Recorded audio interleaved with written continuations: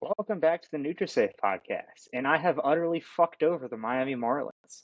A couple weeks ago, we were talking about Joey Jinks and the Red Wings. Um, I have jinxed the Marlins. They are now 0-8, and they suck butt. I'll already dropped one F. I don't need to drop two. Um, guys, thank you for watching, tuning in, doing all that. Today we'll be breaking down the Final Fours for both the men and the women. A lot of good matchups, a lot of good games happening starting today, later tonight, um, with South Carolina and Iowa being the first Final Four game that we see, followed by, um, or South Carolina and NC State, my bad, and then followed by UConn and Iowa later on. Men's come on Saturday, and then the women's national championship is on Sunday. So Full big weekend of weekend. basketball. Yeah, and we got a lot of other sports. The NHL playoff race is heating up. If you guys watched our last episode, episode 6, we talked about the Caps somehow being in it when statistically they are utter dog shit. Um, so that 16 more was, days. yeah. 16 more days until NHL playoffs start. Let's get excited. Lord We'll go Stanley, straight. And I think the Masters are next weekend. they are. So we'll cover that We'll episode do a 7. full Masters like preview or whatever. So that We'll will figure it come out. It's in the works. that will come out likely that Wednesday. But either way, Joey, you want to kick it off? Well, first, we gotta get the quick news. Stephon Diggs got traded to the Texans for a bag of chips.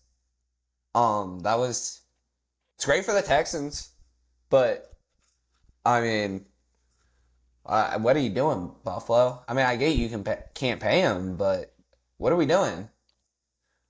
Who's Josh Allen going to throw to? You lost Gabe Davis and Stephon Diggs. And then Musselman, go ahead. Have you seen the video where the guy like throws it to himself, and sprints down the field? Yes, That I've would be seen the Josh memes of Allen. that all day today.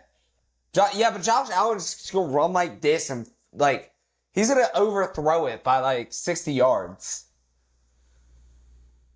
But Musselman went from Arkansas to USC, which I hope it's that he wanted to go back home because if Arkansas pushed him out, oh, what are we doing, guys? He's been to 3 Sweet 16s in 5 years. That he had one bad year, and it's the transfers just didn't work out. But I'm sure more information will come out on that. I'm not sure the contract terms. Maybe they just gave him half of California like they did Lincoln Riley. So, So I'm gonna interject real quick on that. So he went to Southern California, of course, and then along with that, Bronny James has entered the transfer portal. So guess we'll what? I we don't don't care. Well, care. you don't care. He's I not a think it's he's not a cool. top 100 he's not a top 100 player in college basketball. I The think he's only got. reason we're talking about it is It's because because his dad. he's LeBron's kid. I And think he's LeBron's got. going to decide where he goes. I think he's got potential. I don't think he's proven anything yet, but I think the ceiling is high, but his floor. I mean, he's kind of at his floor right He's at now. his floor. He's a So, freshman. He's got plenty of time to develop into a great basketball mhm. player. I don't um, doubt he will, but I think his daddy's also deciding where he's going. He's probably going to go to Ohio State, which I don't think he's good enough to start at Ohio State right now, depending on who leaves. I already have Jamison Battle leaving. Um, but you Zed got Key hopped Michi. in the You got transfer. Michi coming in. Isn't Bronny a forward though? I think he's a Yeah, but forward. I mean, you've got Michi and Michi's a guard. so likely a tag team duo right there. Okay, I don't besides the care. point. I don't care. Bronny's not a good basketball player right now. But let's get into good basketball teams. Unlike Ohio State and South Well, Carolina's good, but just couldn't beat Oregon. couldn't do shit. So the women's on the other side, undefeated so far. Knock on wood. Big game, 7 o'clock Eastern, Cleveland, Ohio. Um, I mean, I think it's going to be a great game. I think NC State, a team that no one really saw coming out of that region. I think Stanford was a heavy favorite, or actually, I think it was Texas. I don't know. I can't remember who was in that region. I think they beat Stanford, but I can't remember who they. No, Who? Who? I'm completely NC lost. State? NC NC State beat State, Texas, yeah. Yeah, 'cause Texas was the 1 seed, I think. and then I think so Carolina, NC State beat or both Stanford and Texas. I was right there. Okay, I'm straight. So I don't think anyone really saw NC State coming let me out of have there. this pulled up since you want to forget. I pulled it up, but so South Carolina I think is a heavy favorite. I think they're minus 1,000 odds as of right now. Um, so obviously Vegas has them pretty set straight on winning. I think for me, if they want to win, the first thing they got to do is get Camila Cardoso going early. If you don't get her going early and you don't start pulling away and get those early runs where you start going on 10-0, 12-0 runs early, you let NC State hang around. The longer you let them hang around, the higher chance I give NC State of winning. Um, the other thing you got to do is shoot the three ball efficiently. They're one of the best 3-point shooting teams in the country. Tahina Paopao, last time I checked, she leads the NCAA in 3-point percentage. Tessa Johnson's a good 3-point shooter. Malaysia Fulwiley's got some range. So spread the ball around, shoot beyond the arc, and that 3-point shooting really helps South Carolina get out ahead and start those big runs. On the defensive side of the ball, you got to get back fast on defense. NC State thrives on the transition game, and they love shooting the like outside channels and kind of working in for quick layups.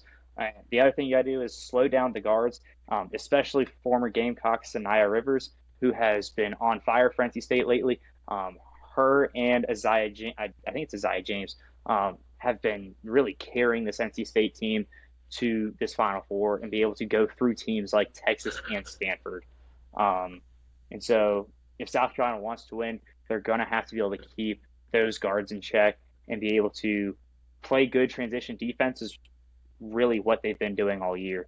But um, being able to do that combined with being efficient on offense, limiting turnovers, and really extending offensive possessions, getting offensive rebounds, and really fighting for the like scrummy, dirty balls on the floor. If NC State wants to come out of this and make one of their, I think, few national championship appearances, I haven't looked up how many it is. If they want to get to the national championship game Sunday, they got to get that transition offense going early. It's going to be tough. South Carolina is very good at getting back and getting back quickly, so it's not going to be an easy feat. And then you're going to need to spread the ball around, and you're going to need to get more than they averaged 13.6 rebounds per game so far this year. They're going to need to get more than that offensively in order to have a chance at winning. If you're not able to extend these offensive possessions and you're going down and you're missing layups, your offensive possessions aren't taking up time on the clock, you're going to allow South Carolina to get on these really big runs real early. And that's what's helped them have that cushion to have these questionable second halves. Defensively, if NC State wants to really do very much, they've got to prevent South Carolina from going on these big runs. South Carolina jumped out to a very big 22-point lead against Indiana. They jumped out fairly early against Oregon State. And so NC State, they have to hang around. If they don't hang around, it's going to be real hard to be able to climb back in it, especially when South Carolina can just shoot the three ball as efficiently as they have. And that can really stymie any sort of offensive momentum NC State has. The last thing, you have to limit South Carolina's extended possessions. If you, being NC State, allow South Carolina to continue to get offensive boards, if you allow Camila Cardoso to go and have a double-double with 6 offensive boards, then it's going to be very hard for you to win, as they don't miss a lot, but when they do, you have to be able to capitalize on it and not allow them to get those second, third chance points. So that's all I've got for that first game. What are your thoughts? You ran through that quick. First off, my keys to victory for South Carolina, which it's really at one key: show up. get off the bus, make sure the bus driver's well hydrated, just make sure she's gets 8 hours of sleep. Just do all that and you'll be fine.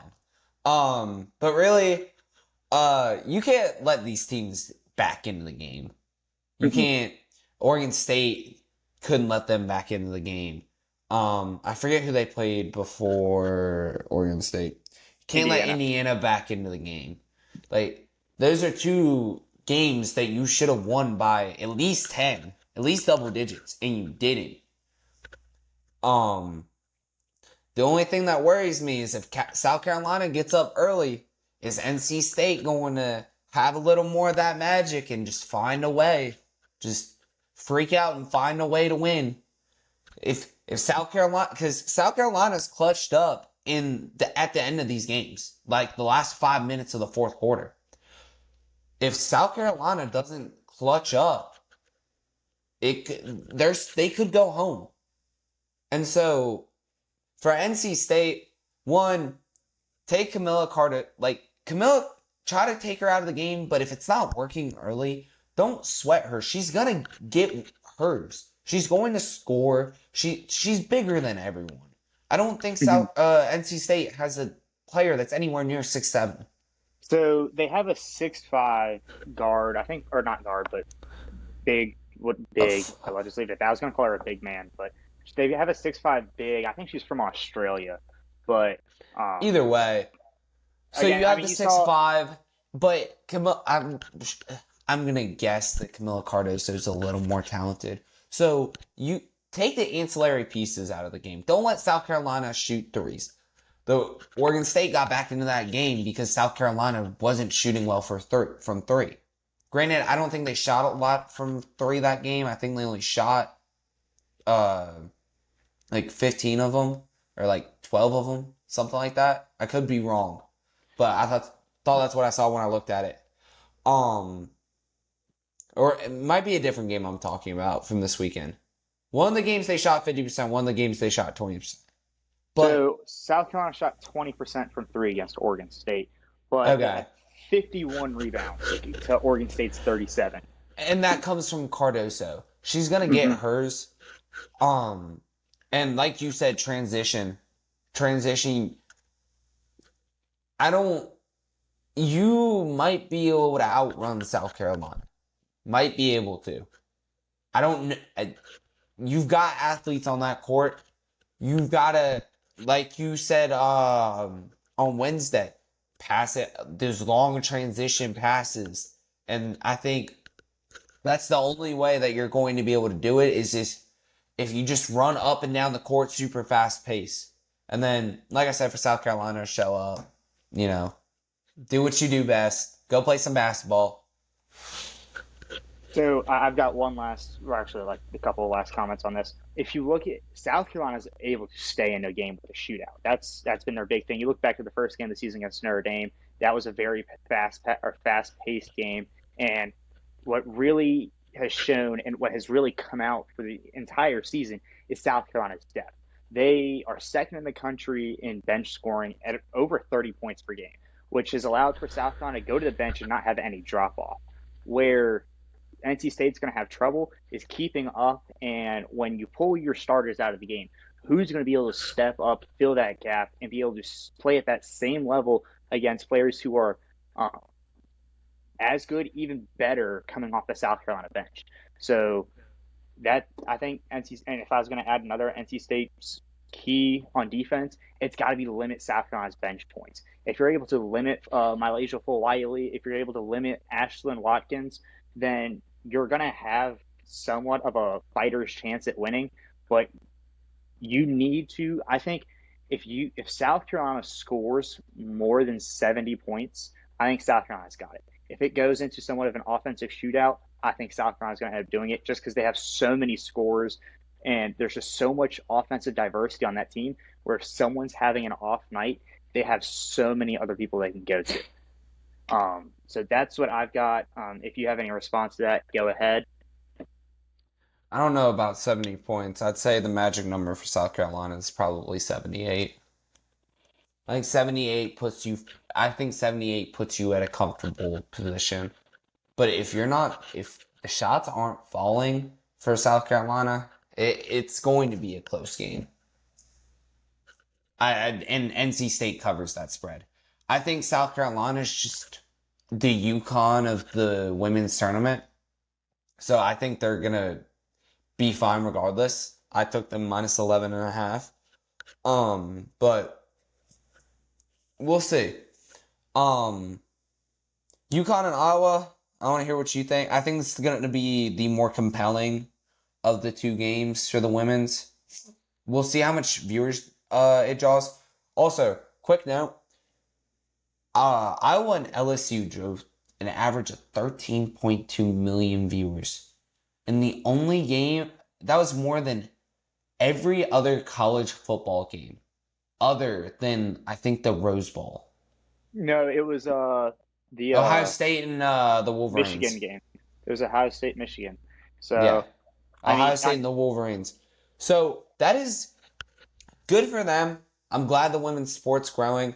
We'll see what happens when Caitlin Clark leaves and Angel Reese is now declared. so Um yeah, I'm gonna say something real quick about this because I've got a couple theories. I think one of the reasons it drew so many viewers was because it was that rematch of the national championship last year, mixed in with people wanting to see Caitlin Clark, people wanting to well, the see that media LSU also team. turned it into a rivalry. Hmm.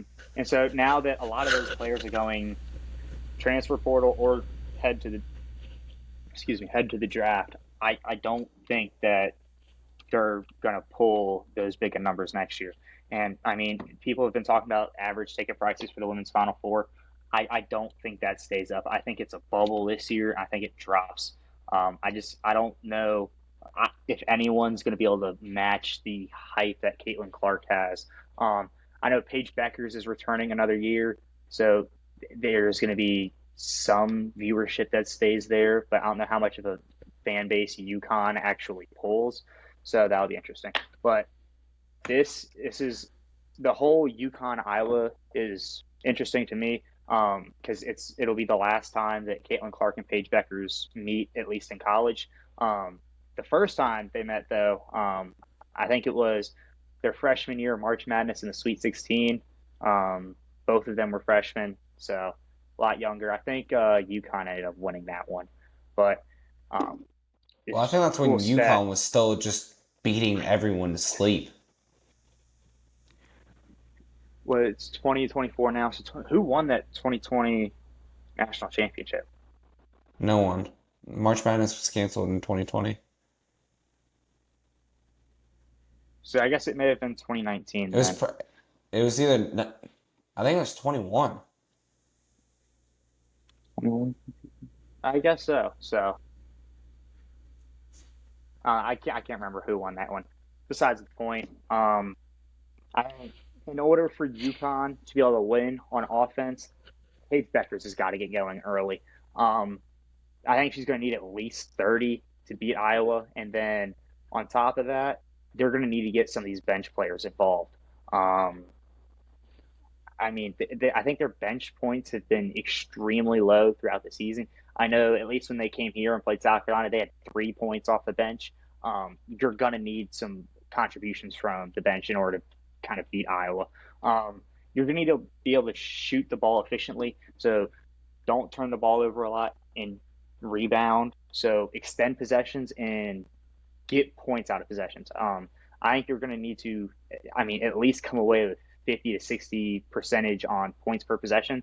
Um, I mean, that's like a minimum. I'd like to see it like 3/4 of the time, even if it's like layups, threes. You got to get points on the board to allow your defense to have a little bit of a buffer to be able to work with. And speaking of defense, LSU did a terrible job guarding Caitlin Clark. And this is in no way, shape, or form a diss on Haley Van Lith. Um, she was set up for failure there by Kim Mulkey. She, I mean, there's a big size difference, there's a big reach difference, speed, everything there. And so not the matchup that LSU was looking for that was going to help them in the long run win. It also allowed Caitlin Clark to just be able to freaking rain it down from everywhere. that was ridiculous what she was doing. Um, but so I think you're gonna like the kind of defense you're gonna want to play is double team Caitlin Clark and then run a 3-man zone down low. So you're going to need to. I mean, if you look back at what Nebraska did during the Big Ten, I can't remember if it was championship or semifinals, but Nebraska held Caitlin Clark to like 4 points in the first half. You're going to need a performance like that in the first half. Give your defense a buffer. Give your defense some room to work with in the second half. And you're going to limit. You're going to need to limit some of these extended possessions for Iowa. You can't let Caitlin Clark keep shooting. If she keeps shooting, she's going to get hot at some point, and she's going to start pouring it in from everywhere on the court, whether it be the logo or just the arc. Um, so I think if UConn's going to win, they have to limit, as you said, when you're talking about some of the men's teams, you have to limit the ancillary pieces, kind of limit Kate Martin, limit Stolke, and then once you do that, you get those two locked down, kind of focus more on Caitlin Clark, limit her shots, affect her shots, kind of get her off her mark early, and kind of keep that rolling. On the flip side, Iowa, if they really want to run away with this, they got to spread the ball around. They've been somewhat good at that this year. You're going to need to get Stolke going. You're going to need to get Kate Martin going. You're going to need to extend possessions. You're going to need to get a lot of offensive boards because if Caitlin Clark, for instance, does not get hot in the first half, you're going to need to get the ball to other players. You're going to need to rebound, get it back out, and trying to find other ways to get points.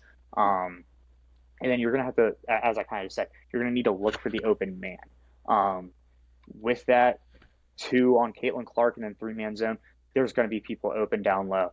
If you're moving the ball around, the UConn defense is going to get tired, and you're going to be able to find that open shot somewhere. You've got to hit those. And so shoot the 3 ball, shoot efficiently. Those are my big points for the Iowa that they're going to need to do offensively.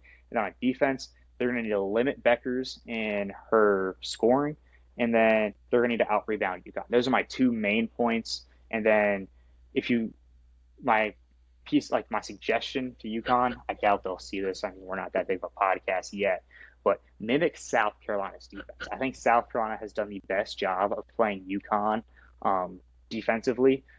That South Carolina's got a very suffocating defense, very man-to-man, very tight. They play up on the player, give no room, give no breathing space. So if you do that, knock Paige Beckers off her game, out rebound, and then limit those second chance opportunities, third chance opportunities where UConn's able to extend possessions, I think you'll have a very good chance. Force turnovers, force missed shots. So those are my keys for both UConn and Iowa if they want to make it to the national championship game Sunday night. What are your thoughts? For Iowa, like you said, get the ancillary pieces involved. There's not really Caitlin Clark's not going to be able to drop 40 every night. She's not. And the problem isn't getting Caitlin Clark hot at the beginning of the games. It's getting the rest of the team to do something. At the beginning of that game against LSU, I think it was, Caitlin Clark had assisted and scored on 20 of the 22 points at the beginning of the game. That can't happen.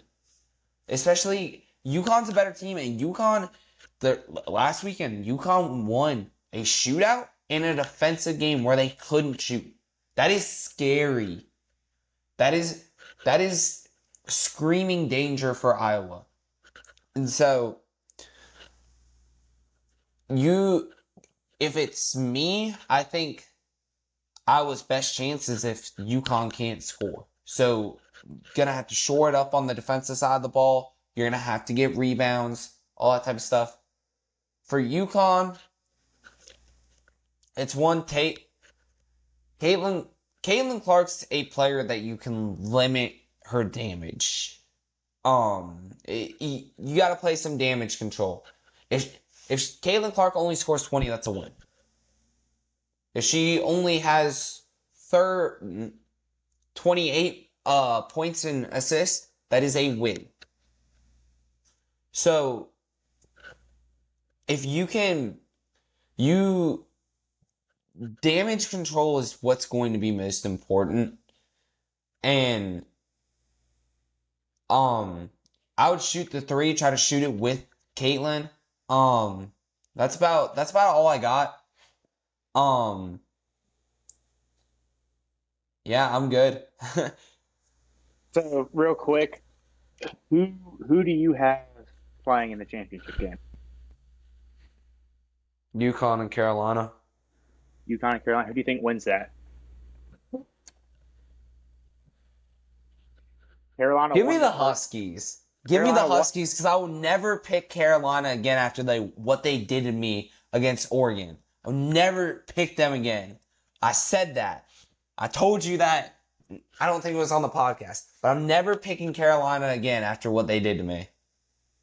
So Carolina, I believe, if I'm just remembering off the top of my head, beat UConn by 20 at home earlier this year. And like I said, And you know what? Paige Buckets is going to avenge the loss. she can't do it on her own. Those starters can't do it on their own. They do not have depth. And that's it. I think they need the depth. They have enough depth. They're in the Final Four. They had three They had bench enough points. depth. They had enough depth to be able to not score against Duke and still win, and score a lot and allow USC to score a lot and beat them. So give me the Huskies to win it all the way around. Give me the Huskies. If you were to guess average bench points per game for I don't care. Give me the Huskies. I'm not picking South Carolina. What they did to me? No, I'm not picking them. So that was men's though. This is women's. Yeah, well, I got a problem with the entire school. Um, I'm not. You know, if they play like UT Martin in football this year, I'm going with UT Martin. That's just how it's going to be. There are 349 NCAA Women's Division I basketball teams. Okay. Where do you think UConn ranks in bench points? I don't care. Give me the Huskies. Wait, no, throw out a number. 1 to 349. 200 something. 274. Okay. Give me the Huskies. Interesting take. I'll hold you to that one. I'll never pick South Carolina again. Never. They're banned from me for 2024. You got a long 8 months ahead of you. Every big game. Oh, you're playing Florida? After they just got murdered by Georgia? Give me Florida. So, we'll see. Are you making a reference to last year? No, I'm talking about this year because Florida has an awful schedule. So do we. I mean, both of these teams have absolute dominance. Okay, let's move on to the men's Final Four. We got Purdue and NC State, Alabama, UConn. I don't know which game's first. I haven't looked at the TV schedule. I think Alabama and UConn's second. Hold on, let me pull it up. Okay, so let's go with Purdue and NC State first. Give me your overall thoughts on that. Overall thoughts or keys to victory? Keys to victory, and then overall we'll do keys to victory. So we'll start with the NC State. One, you've got to get DJ Burns in the post, and you've got to challenge Zach Edey on the defensive side of the ball, and so. Whether that's pushing into him a little bit and then shooting a fadeaway. And this is going to lead into my second point. You get Zach Edey in foul trouble. He had no challenge against Tennessee. He was just skating by.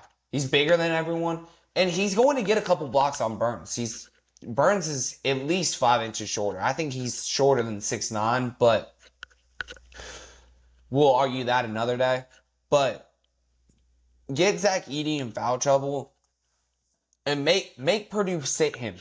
If you get him 2 fouls in the first half, that's a win. You get them 3 fouls, that's even better. Because Purdue does not want to sit them. Because Braden Smith and all of them are not good enough to carry Purdue. They're just enough to distract everyone from not quadrupling Zach Edey.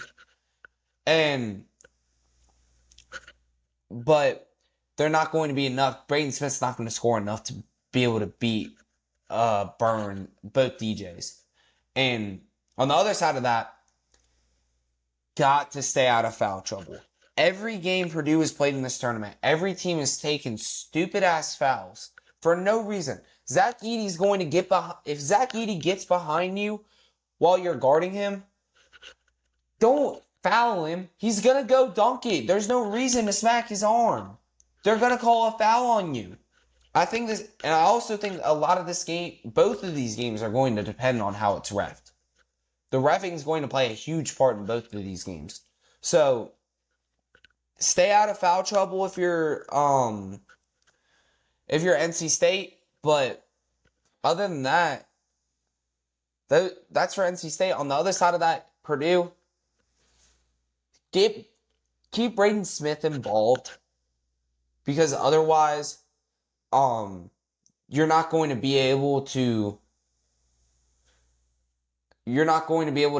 get Zach Edey in the middle and get him his points in the paint. Because Zach Edey's going to score. He's going to get rebounds. He's probably going to get a couple blocks. So, if you're Purdue, have your ancillary pieces involved. And I've been saying this the entire tournament. You got to take the ancillary pieces away because Zach Edey's going to score. And so, if I'm running through Zach Edey because you're going to get Burns and Daria in foul trouble. And if Middlebrooks hadn't played so well against Duke, NC State would be home right now. You can't rely on him to play that well again. So Burns, if you get Burns and Daria into foul trouble, that's a huge red flag for NC State. Because NC State doesn't have another big they can put in after Middlebrooks. So if you foul both of them out, it's over. And then, also, Purdue's one of the best three-point shooting teams in the country. You've got to shoot the three. Get Zach Edey have him score a couple of the first buckets, and then have Braden Smith and those other guards shoot away. That's your best bet. I wouldn't try to go toe-to-toe with NC State's guards, because those are very experienced guards, and it's why they've gotten so far in this tournament. It's not just DJ Burns, it's DJ Horn. I forget the O'Connell kid's name. I forget his first name, but he stepped up big against Duke. So that's what I got for those. What are your keys to victory for Purdue and NC State? So my really one and only thing for Purdue was dominate the paint, and do that however necessary. If that means shooting threes, so you spread out that NC State defense and allow Edey to get his on the inside, do that. But you're going to need to dominate the paint in order to win. That's offensive and defensive. If you don't do that, I think NC State's got a much higher chance of winning. If you let Edey get somewhat contained, NC State's going to have a higher chance of winning. On the flip side, NC State, as we always say, physicality wins trophies. NC State's got to be physical. They got to just don't foul, don't foul, but still be aggressive, be physical. As well, a lot of that depends on reffing. Yeah, you said get Edey in foul trouble. That was a point I had written down. And then my big thing, NC State, shoot on the perimeter. If you're able to shoot on the perimeter, spread out that Purdue defense, draw Edey out of the paint even, whether that's him playing man-to-man on Burns or him just playing zone and draw him out, open up cuts and stuff down low, get points that way. So that's my big thing for NC State. You got to spread that Purdue defense out and allow a little more offensive movement. So those are my takes for that game. Who you got winning? I mean, fuck it. Give me NC State. There you go. Um, Do you like the over under? Over's at 146.5. I took the over. I like the over. well, I'm looking 146. Especially if this game's especially if this game's not ref like super ticky tacky. I don't like the over. I'd take the under on that. Interesting. I already took I, the I'm over, I'm so, just I'm just looking at Purdue. I mean the Purdue Tennessee can game. score though. Yeah, I but would not be surprised if Purdue covers. I would not be surprised. I think NC State's going to have a chance, but so a lot okay. of it depends on how this game is refed. Here's what I think is going to happen. If the over ends up hitting, it's going to be a blowout, and Purdue's going to win. If it's a blowout, NC State's not able to score in the first place. Mm-hmm. They weren't. Their Well, guards were not able to shoot. So if the over is going to hit, it's going to be, or if it's going to be a blowout, it's going to be an 80 to 56 game, or an 80 to 60 game. 80 to You'd 60 be is still fighting. somewhat close. I mean, You'd it's going to be you'd be close. fighting for those points. I think it's going to be closer to a 80-70 type game, somewhere like, or like 79-74. That would get it. I think that would get it to hit. Yeah, that's one. That's I, I 153. I think that's a good line. I'm just going to leave it at that. It, Because I I could think see it all going these either lines way. are good. Um, except the Purdue -9.5. I didn't like that. You took NC State I to like, cover, right? yeah, I like NC State to cover. I think 9.5 is too much for a team that's been playing so well. Um, so UConn and Alabama. Do you want to give your thoughts on that? Yeah, I'll go first. I mean, I don't have much. I kind of spilled all my beans on the women's. That's kind of more what I focus on when it comes to basketball here. But I think for Alabama to really be able to go and win this game, they've got to spread the ball around and they have to go on scoring runs. If you're able to go on those 10-0, 8-0 runs, kind of what UConn did to Illinois, just on a smaller scale, have more of those runs, but have them be 10, 8 points more, but shorter. So you don't need a 130-point run. Just get those short spurts and be able to play defense. Um, we've talked about it before. Alabama's played defense when they need to. They're gonna need it for the entire 40 minutes come Saturday night. So just keep doing what you've been doing offensively. Mark Sears will get his. You got to shoot efficiently. Again, you can't waste possessions here. Really, I don't think any team can afford to be wasting possessions at this point in time, just because everyone, all eight of the teams for both the men's and women's are so good that you're wasting possessions here and there, you're leaving points on the board, then you're likely going to end up going home and watching the national championship on the couch Sunday or Monday. Um, when it comes to UConn, I think they've got to play defense. I think they've got to play physical defense. They got to be fast on defense. I mean, they got to close people down quickly. They got to get back quickly. And then, so playing that fast defense coincides with my next point being slow down the Alabama offense. Don't let them go out and drop 90. Don't let them go out and drop 100. I think if this ends up being a shootout and go into a very high scoring game, I think Alabama's going to have the edge in there a little bit just because they're one of the more faster paced, high scoring offenses. They're a little more high octane. I think they have the ability to go on those bigger runs where they can go and throw up 115 points in a game if they wanted to. Um, and then, again, be physical. Physicality wins trophies. They're going to need it, especially if they end up winning. They're going to need it in the championship. think it's a good time to start. So my my points to win. What are yours? Start with UConn because I'm very fascinated with this Alabama team. I love the way they're built. But UConn, same thing for South Carolina. Get off the bus. I'm just kidding. So slow South Carolina, or not South Carolina. Slow Alabama down. You wish South Carolina was here right now. Oh yeah. At least y'all made the tournament.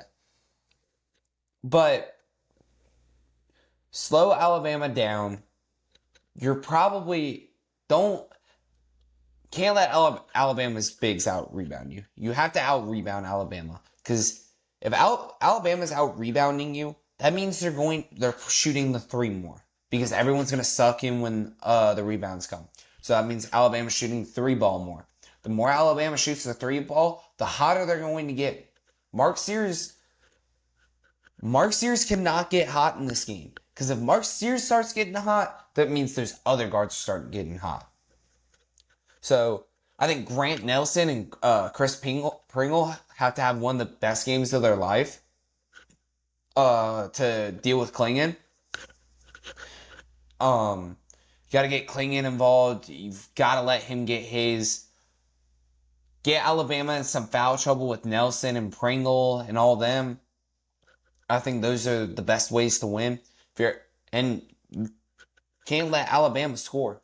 I think, and going to the flip side, I think the magic number for Alabama is 85. If you score 85 points, I think you're going to win this game.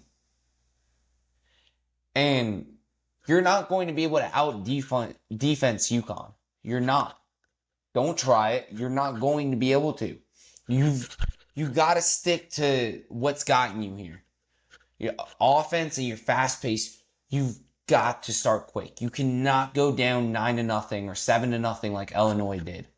And like every team that's UConn has played has done.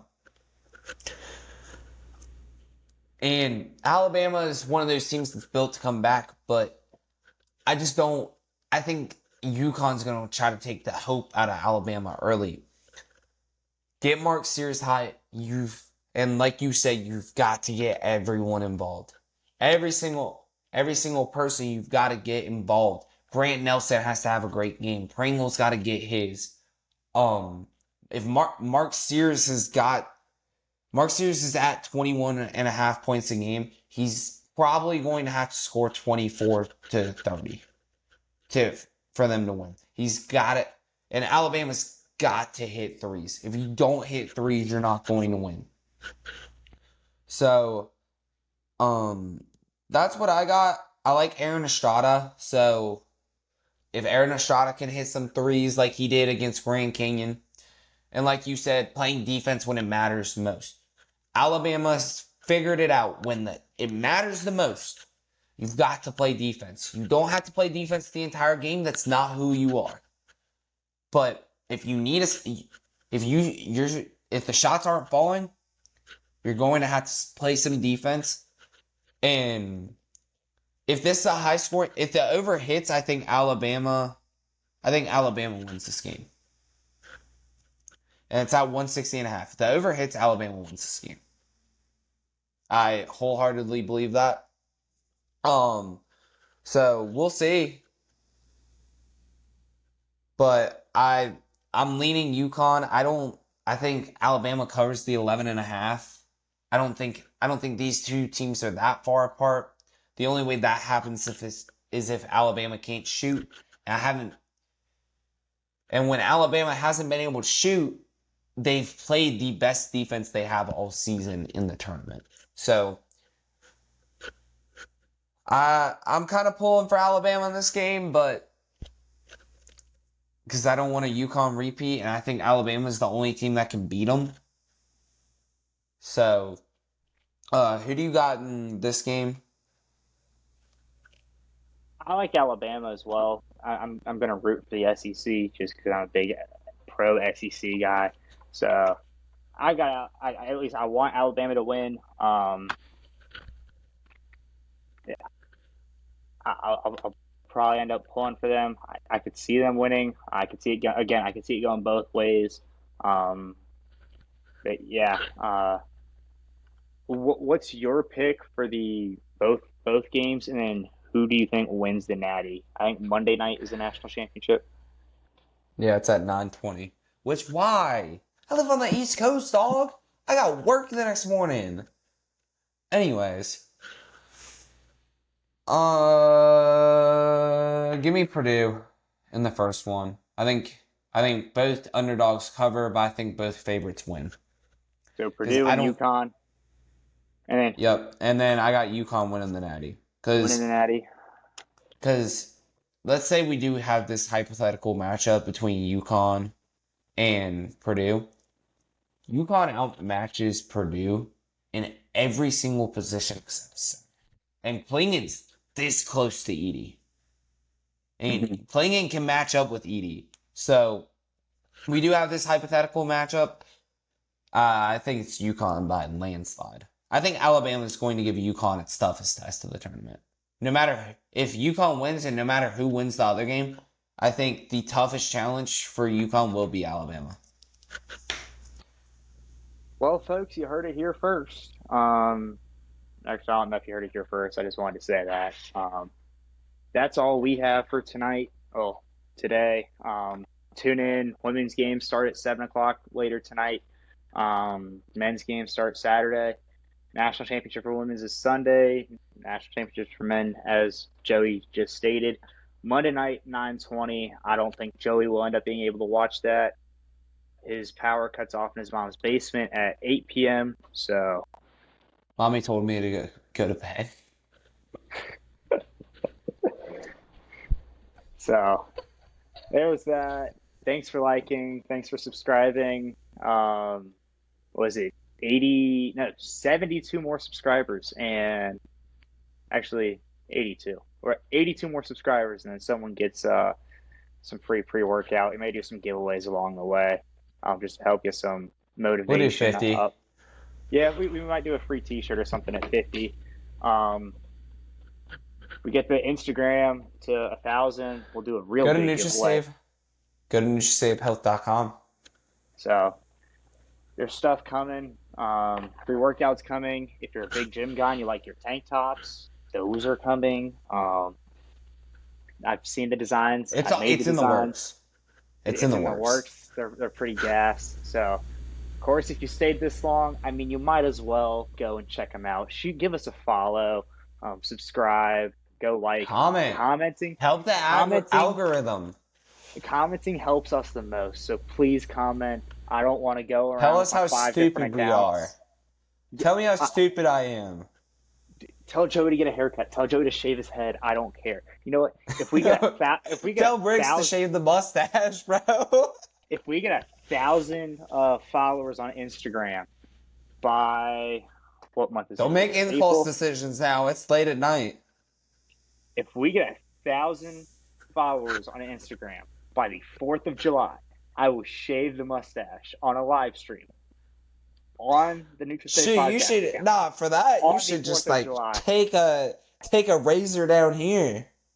I've already done that. It's not that entertaining. For those I think it's hilarious. Who aren't close to me, we did haircuts in our dorm last year.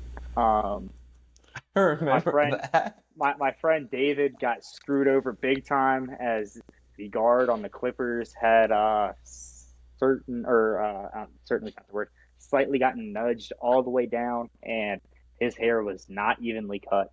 So don't tell him I said that. Ain't no damn way he's watching all the way to the end of this podcast. So that's all we got. He's probably asleep right now. Yeah, he probably is. Dude's a damn koala. He sleeps all the time. We love you. Thank you. I don't have anything else for you. Joe, you have anything else? Nah. Enjoy the basketball watching this weekend. We'll see y'all Monday morning when we drop the national championship preview, and we'll cover the women's a little bit, just a smidge. So there's that. We'll see you guys later. Thank you. We love you. Comment, follow. Maybe the mustache should go away, and I won't look like I want to be a pedophile. So. Oh my God! Yeah. Why did you say that? Oh my God! Peace out. Edit that shit out.